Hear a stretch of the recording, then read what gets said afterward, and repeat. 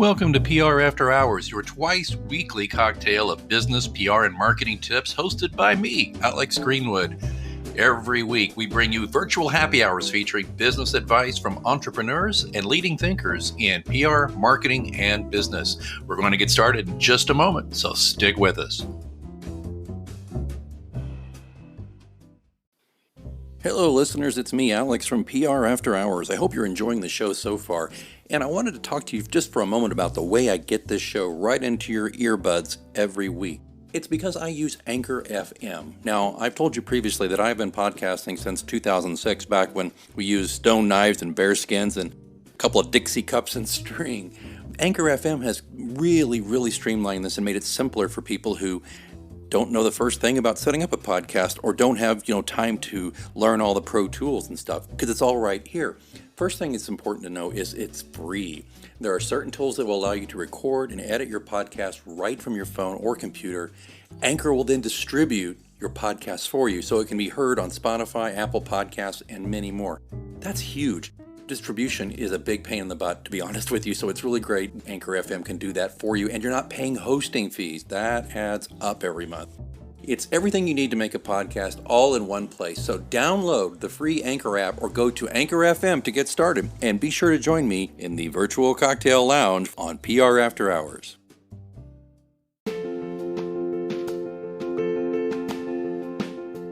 Hey listeners, are you considering new ways to build awareness for yourself, your clients, your brand, your business? Might I suggest the podcast option?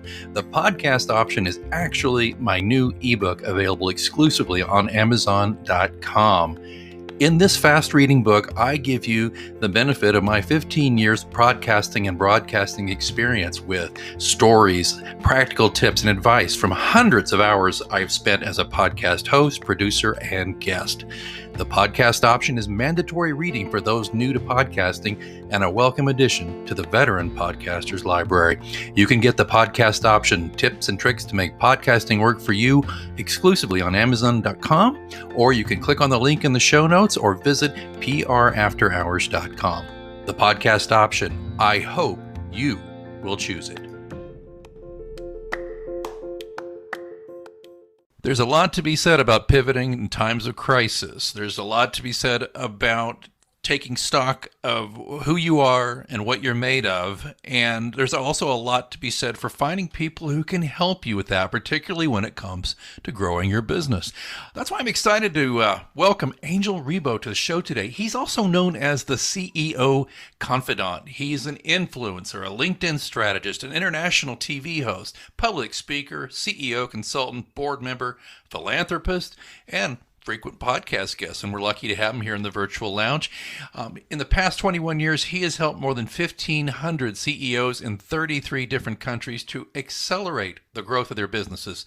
He's a native of Barcelona, and he's lived in 8 countries and speaks 5 languages. Today, we're just going to stick to English, though, because I only speak one, unfortunately. Typical American, right? I'll try. So, there you go. Accomplished entrepreneurs and corporate CEOs hire Angel to bridge the gap globally for expansion and exposure to grow their businesses. And that's what we're going to try to talk about here today in the virtual lounge on PR After Hours. Welcome, Angel. Welcome to the show. Thank you very much for having me, Alex. What a blessing. And thank you, everybody who's listening or watching us today.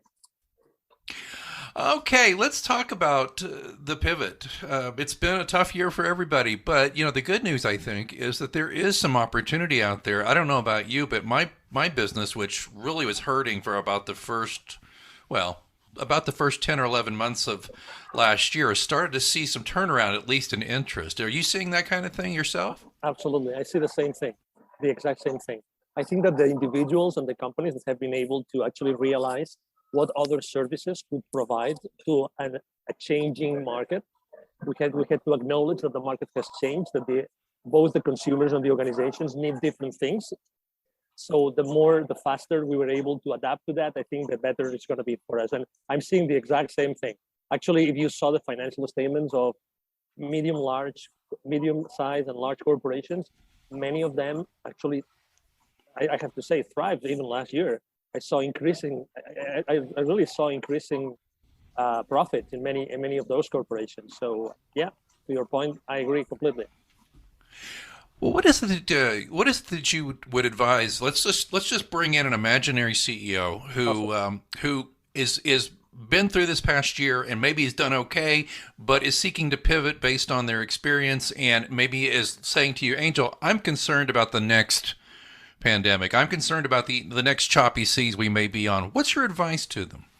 Exactly. You couldn't phrase it better, because I think that every time we have a crisis or a recession, I think that people take a stock of what's going on really in the world and in their organization, and then they try to make something about it, right? And let me tell you, I think that the best organizations last year, you know what they did? They invested in the training of their employees. Hmm. Why? To have them prepared for what's coming next. And you said it very well. What's coming next? I think that it's very important today that every single employee becomes fully aware of the financial implications of their business decisions. I think that some organizations have started to do it last year, and this will keep on happening.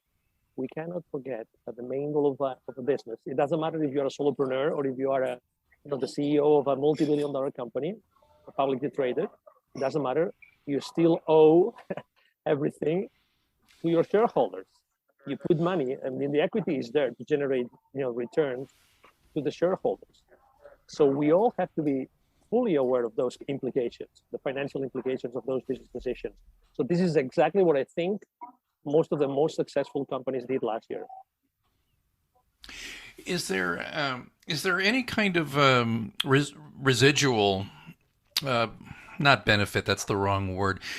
Are you seeing any residual learnings that you think will continue on post pandemic that businesses are going to enact that you're running up against these days?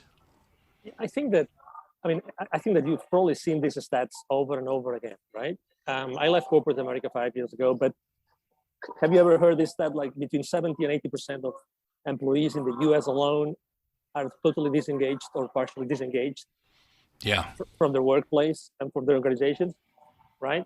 Okay, so no wonder, right?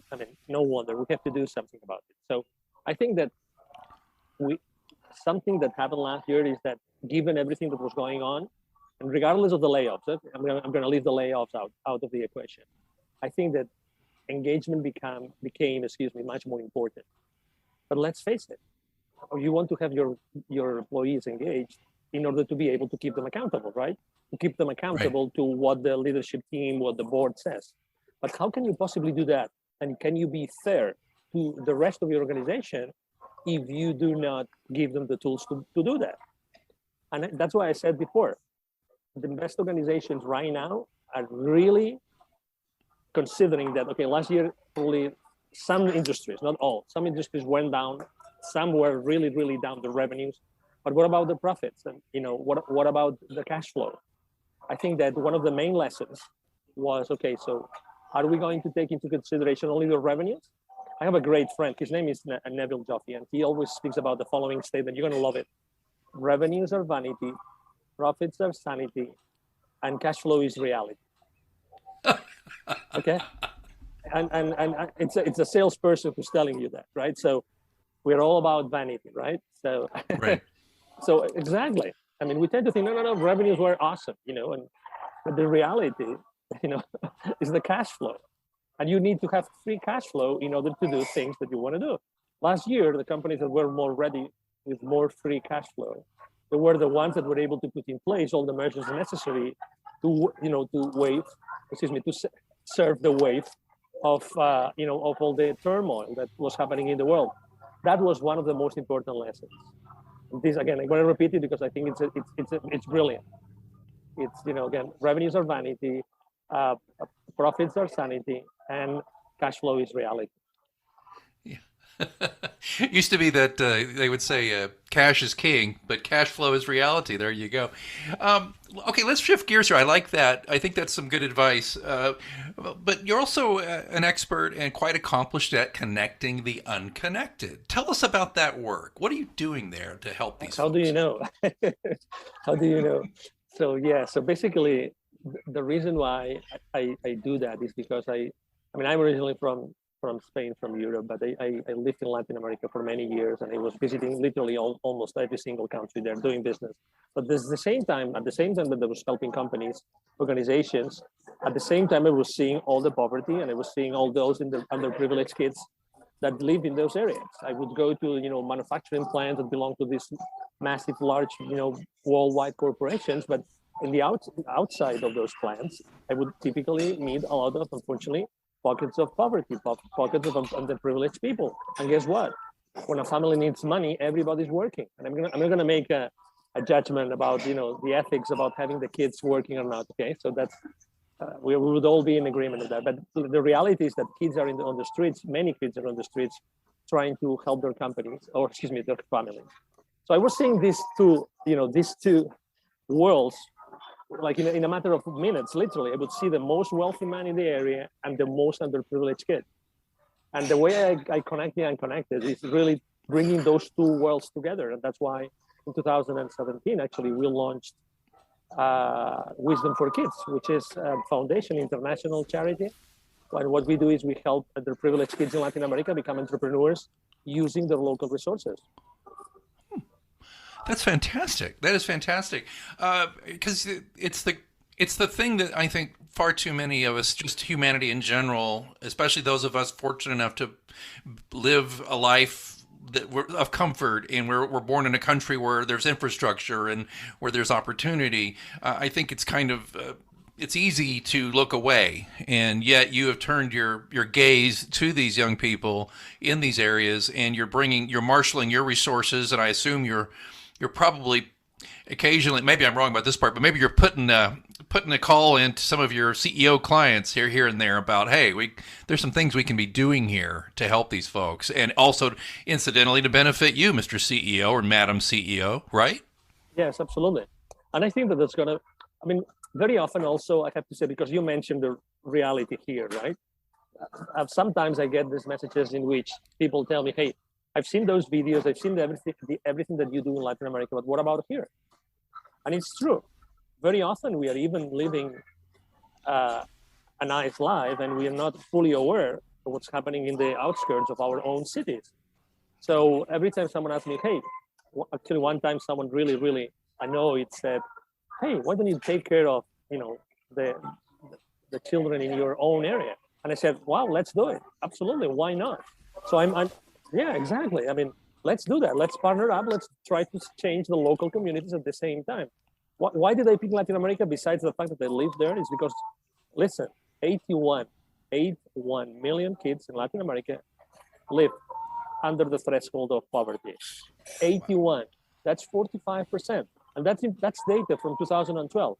After everything that has happened in the world for the last 12 to 14 months, does it make sense to expect that unfortunately the millions and millions of kids that are right now in poverty in Latin America are more than 81 million, maybe 90 million, which is more than half of the kids that are right now in Latin America.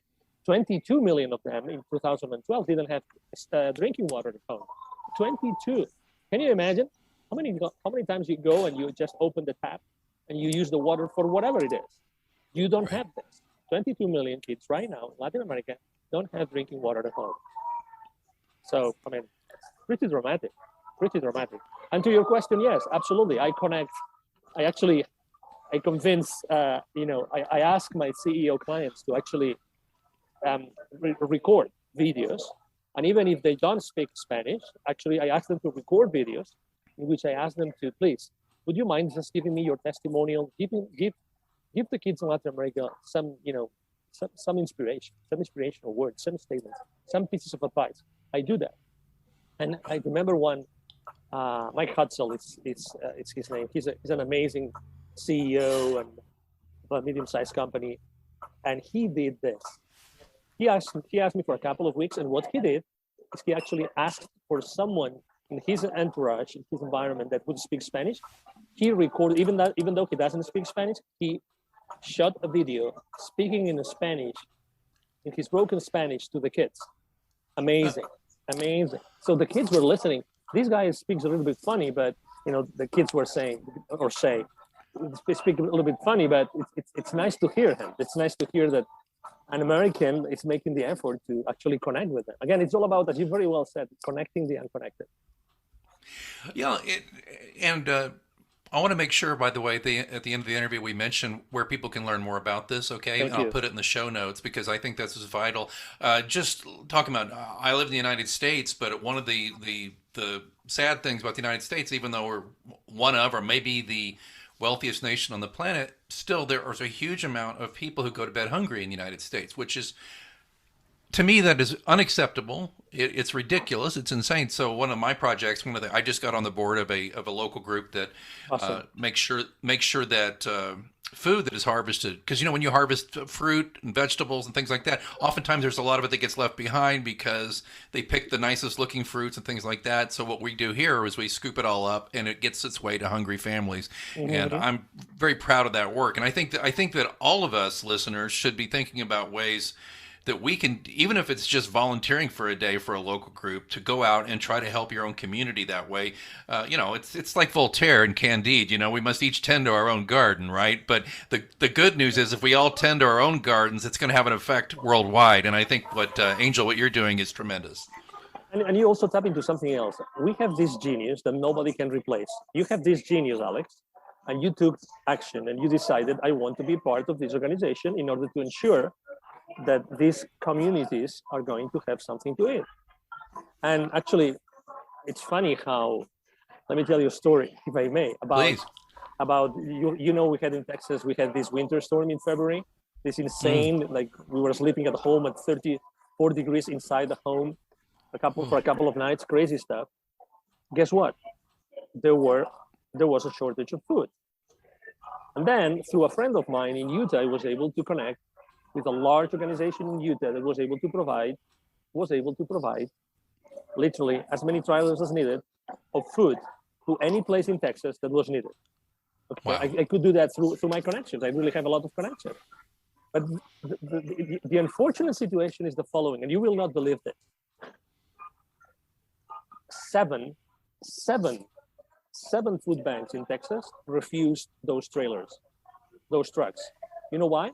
Because they were asking for um, forms in which they could use the food for whatever they wanted, including selling it.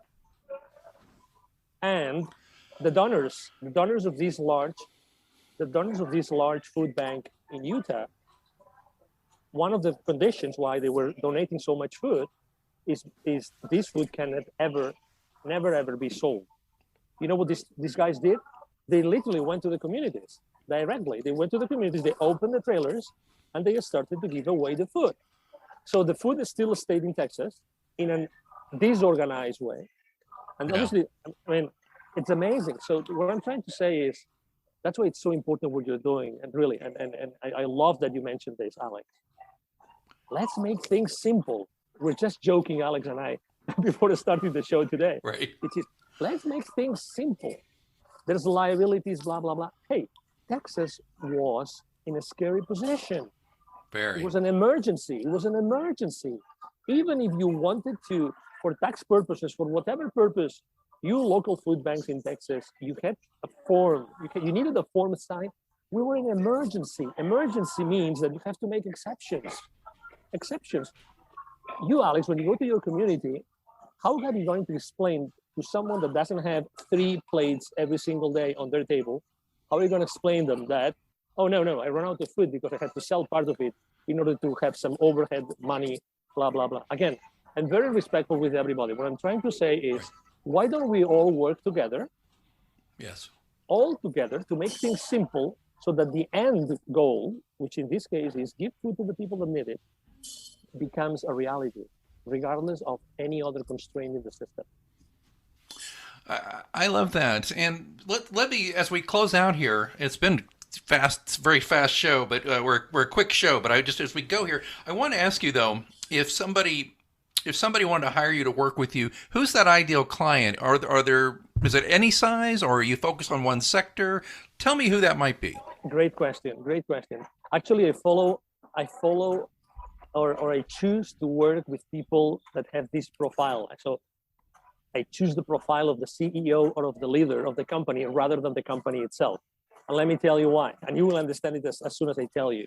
Because I really want to work with people that really want to leave a legacy behind them, that really want to change the world, And number three, that they really want to change. They really want to change. Those three things, because life's too short. Yeah. I'm still very young. You're very young. I want to live up to 125 or even more.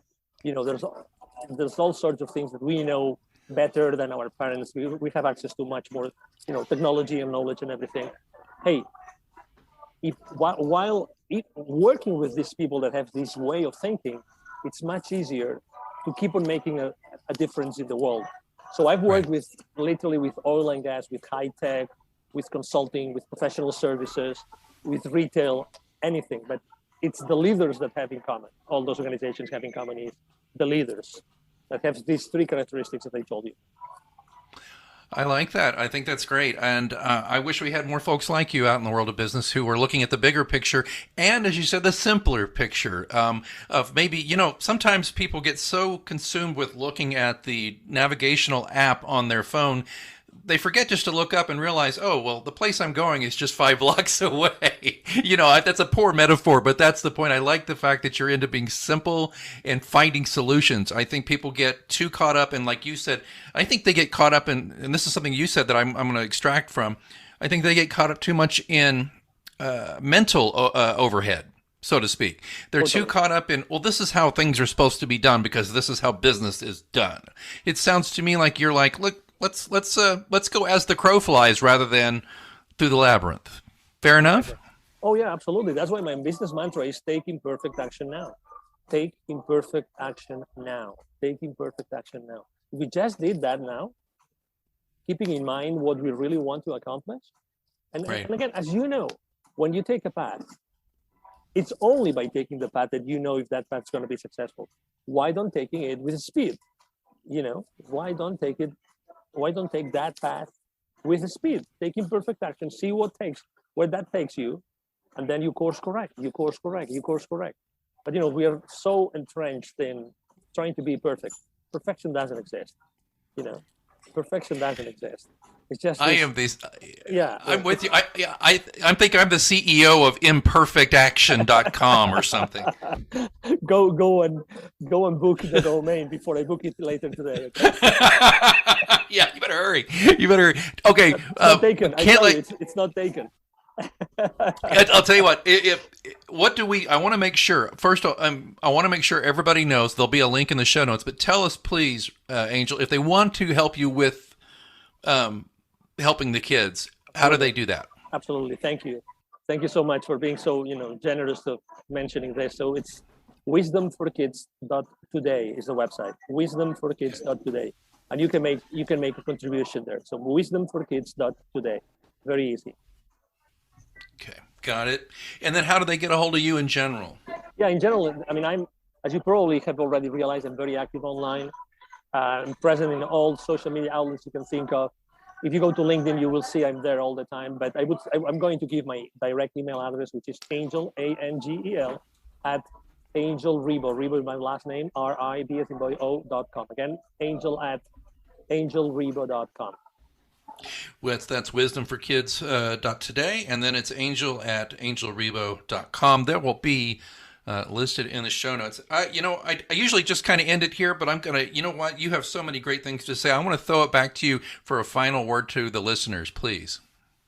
Thank you. Well, the first thing or the most important thing I would like to say, hey, if you are on the fence for anything in your life or in your business, you have to know that you have a talent, that you have a skill, that you have a wisdom that nobody else has. Just because your route, your journey in the world has been unique. It's been only yours.